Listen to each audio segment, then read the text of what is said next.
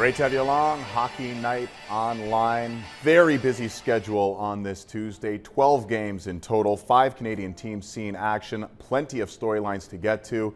In a matter of moments, we'll be joined by the one, the only Elliotte Friedman. But first, I want to let you know how to get interactive and have your voice heard each and every day right here on Hockey Night Online. Many ways to do it, guys. You go to @HockeyNight, @DavidAmber, @Friedge, HNIC, #HockeyNight as well. Log on to Facebook. I might be the only person not on Facebook in Canada, but you got to get onto Facebook, Hockey Night in Canada.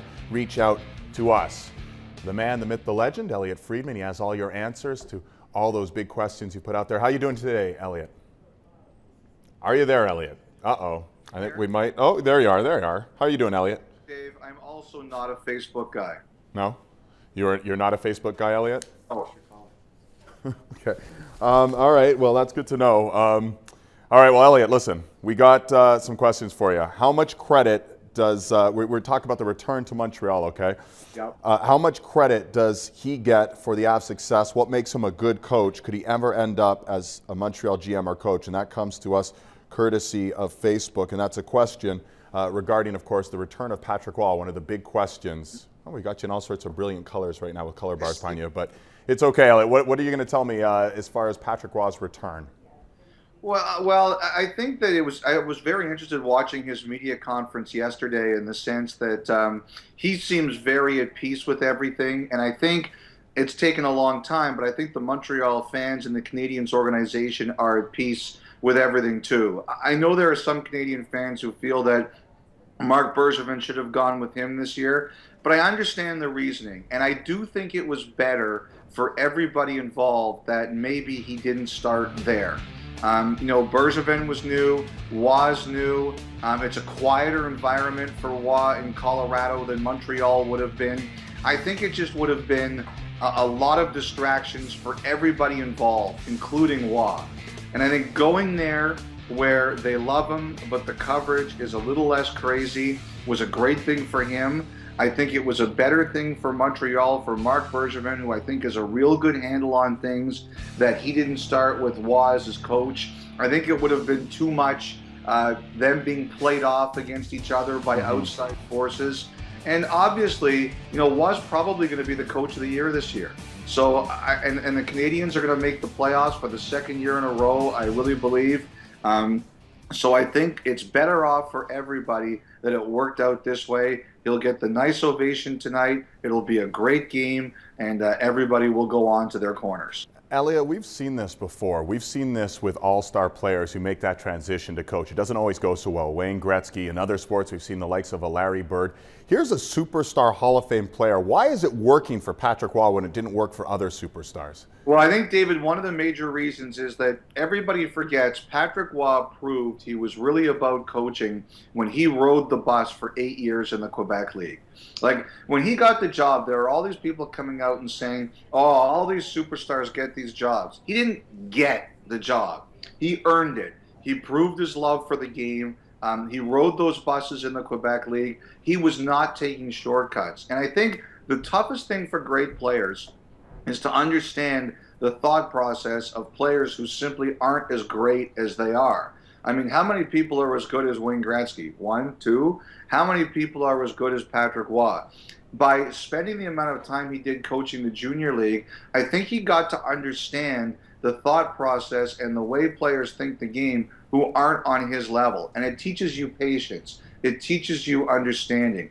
And I think he became a potentially great coach because he spent that time learning the difference between those who are like him and those who aren't.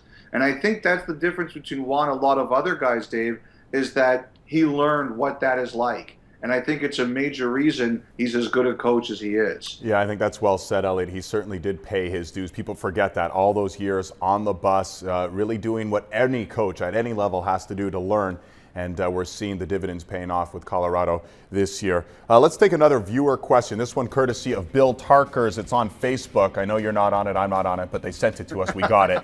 Do you think Luongo will really be happy in FLA? He's completely out of the spotlight now, and I thought he liked all the attention. I think that's a good question because he seemed to embrace the attention, good or bad, in Vancouver. It rolled off of him. Here he's now in a place, they're not a playoff team. It's not a big hockey market. How do you think he likes it there?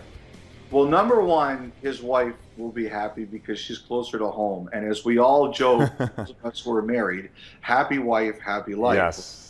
But the other thing is, and I always bring up Gary Roberts on this one, Dave. Gary Roberts was with the Calgary Flames, an intense hockey market. He retired for a while. When he went to resume his career, he went to Carolina. And, you know, one of the things he talked about was he wanted it to be a little bit quieter. And he enjoyed that for a while. And then he became a free agent. And one of the reasons he chose Toronto was he wanted to get back into somewhere where it was an intense hockey market. And then I think he spent a couple of years in Toronto and was like, oh my God, these guys are crazy. I wouldn't mind going somewhere quieter again. So I think players go in phases. I think sometimes you want the intensity and sometimes you want the quiet. And so I think it changes from time to time. You know, Luongo went through a lot. I think there were great moments in Vancouver, obviously, but the last 2 years were very difficult. I think he will enjoy Florida for a while. Like we said, his wife will be happy, their family will be happy, and I think he'll be happy being in a quieter environment. But I always wonder if in 3 or 4 years, you know, if the bug is still there, will he feel like, okay, I want something a bit more intense, or will he say, you know, I went through that, the 2 years of the way it ended badly, that's enough forever. I do think guys go through phases where their opinions change. And one thing I'll say is winning does cure all of those other exterior questions. And one thing is they've got a lot of nice young parts there. They're certainly not anywhere close to a Stanley Cup. But when you look at Barkov and Goodbranson, et cetera, they've got a lot of nice young parts. So we'll see how that all transitions in Florida. We got another viewer question coming courtesy of Agnes. When will Jonathan Bernier be back? Please say soon! Exclamation point. So what do you think, Elliotte? Well, Agnes, I would say the fact that they still have him on the roster and they don't seem too keen on throwing him on injured reserve is a good sign for you.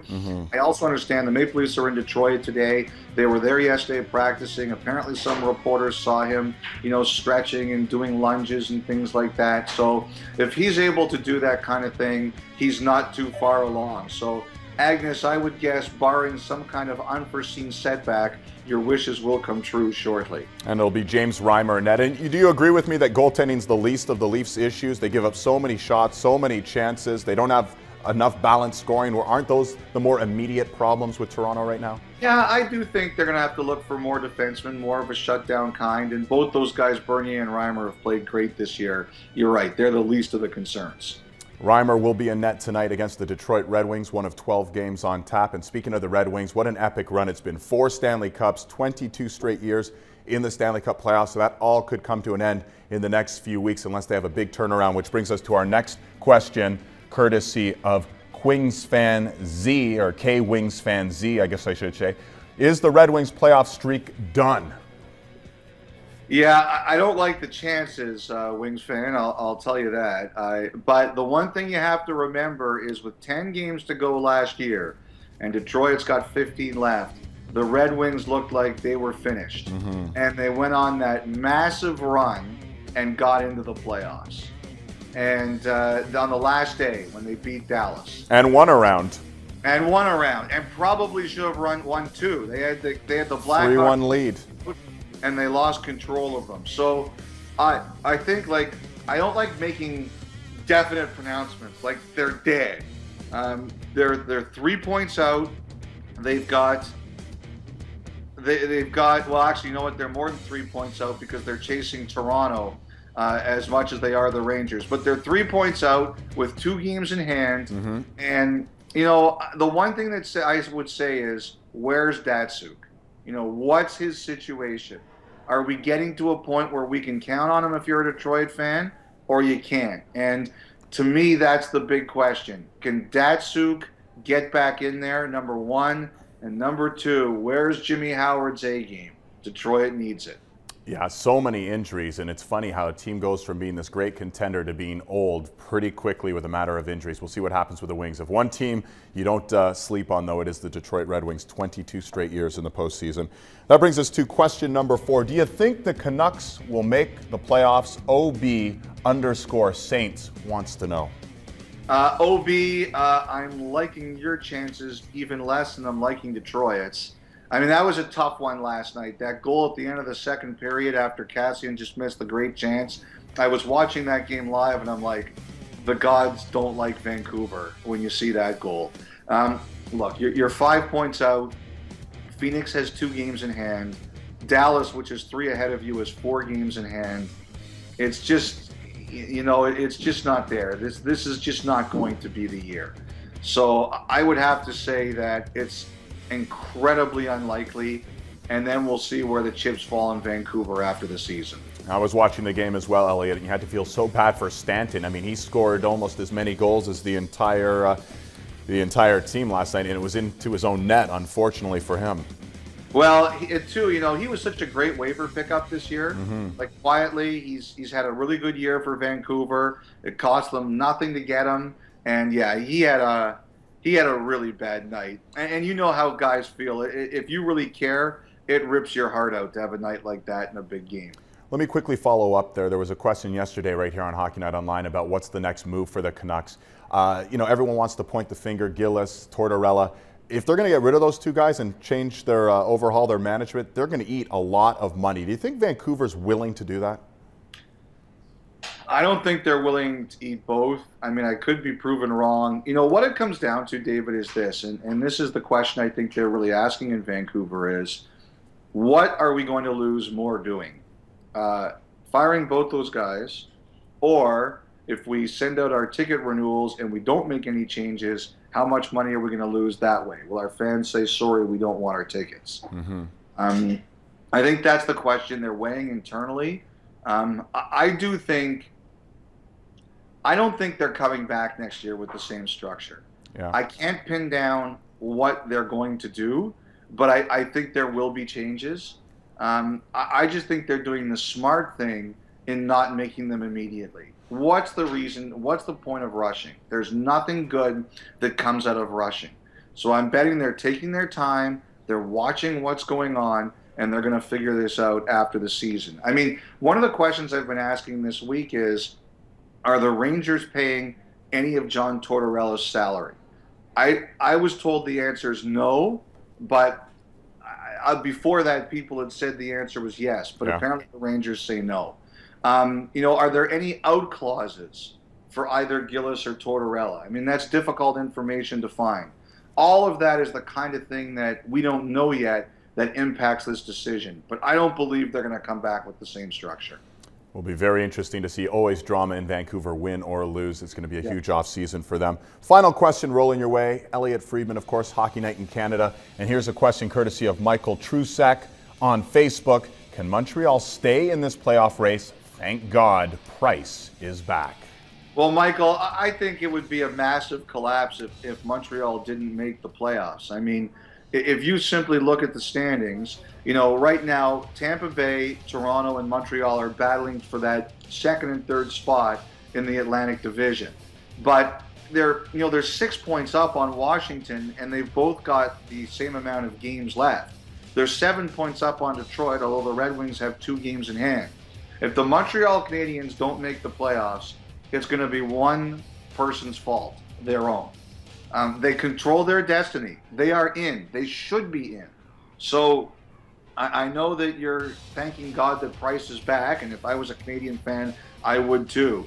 But the fact is, at this point in time, it would be a massive collapse if the Canadiens didn't get in.